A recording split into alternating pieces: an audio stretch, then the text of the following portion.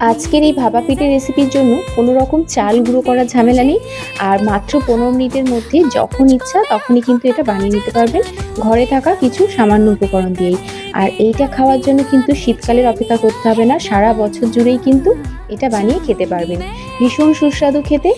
আর প্রত্যেক বাইটেই যখন এই খেজুরের গুড়ের সাথে নারকেল ভরা পুরটা গালে পড়বে, জাস্ট দারুণ লাগবে। এখন তো শীতকাল, খেজুরের গুড়টা অ্যাভেলেবেল, তাই আমি এটা দিয়েই বানিয়েছি। চলুন তাহলে ঝটপট রেসিপিটা স্টার্ট করা যাক। আর ভিডিওটা ভালো লাগলে অবশ্যই আমার চ্যানেলটিকে সাবস্ক্রাইব করতে ভুলবেন না। পিঠেটা বানানোর জন্য আমি এখানে সুজি নিয়েছি, যে কোনো সুজি নিতে পারেন। মোটামুটি 200 গ্রাম মতো নিয়েছি, একটা প্যাকেট। আর তার সাথে দিয়ে দিচ্ছি এখানে 5 টেবিল চামচ পরিমাণ চিনি। এটা মিক্সি জারের মধ্যেই নিচ্ছি। আর এর মধ্যে দিয়ে দিলাম গুঁড়ো দুধ, যেটা 4 টেবিল চামচ মতো নিয়েছি। সবগুলোকে ভালো করে একটু পাউডার মতো বানিয়ে নিলাম। মোটামুটি খানিকক্ষণ একটুখানি মিক্সিটা ঘুরিয়ে নিলেই কিন্তু দেখবেন এরকম খুব সুন্দর মিহি হয়ে গেছে। সুজির যে বড় দানাগুলো আর সেরকম ভাবে থাকবে না, হালকা একটু করকরে দানা ভাব থাকবে। এবার এটাকে একটা বাটির মধ্যে আমি ঢেলে নিচ্ছি। খুব সুন্দর কিন্তু মিক্সচারটা রেডি হয়ে গেছে এখানে পাউডারের মতন। আর এর মধ্যে এবার আগে থেকে ফোটানো দুধ আমি দিয়ে দিলাম। দুধটা কিন্তু এখন গরম নয়, একদম নর্মাল টেম্পারেচারে আছে। অল্প অল্প পরিমাণ দিয়ে এখানে মোটামুটি খুব ঘন না খুব পাতলা না, একটা ব্যাটারের মতন গুলে এটাকে মিশিয়ে রেখে দেবো। যেহেতু এর মধ্যে সুজি দেওয়া আছে, এটা কিন্তু একটু রেস্টে রাখতে হবে। আর দেখতে পাচ্ছেন এর ঘনত্বটা কতটা। রেস্টে রাখার পর কিন্তু সুজিটা আরো বেশি ফুলে যাবে, আরো ঘন হয়ে যাবে। তো এটা ঢাকা দিয়ে এক সাইডে রাখা থাক মিনিট 20-15 মতো।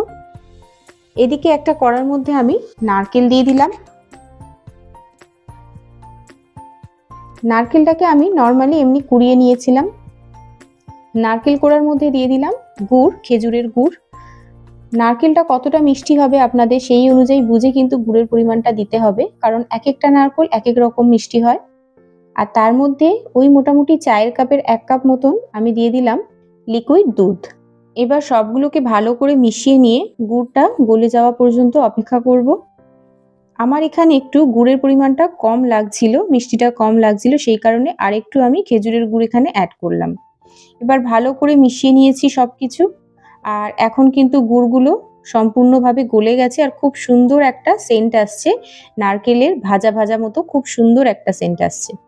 সবকিছুকে মোটামুটি মাখিয়ে নিচ্ছি। আচ্ছা, এখানে কিন্তু আমি কোনো এলাচের গুঁড়ো ব্যবহার করছি না, আপনাদের পছন্দ থাকলে দিতে পারেন, কিন্তু খেজুরের গুড়ের যে ফ্লেভারটা সেটাই আমার ভীষণ ভালো লাগে, সেই কারণে আমি এলাচের গুঁড়ো দিলাম না। সামান্য একটু পরিমাণ নুন দিলাম টেস্টটাকে একটু ব্যালেন্স করার জন্য।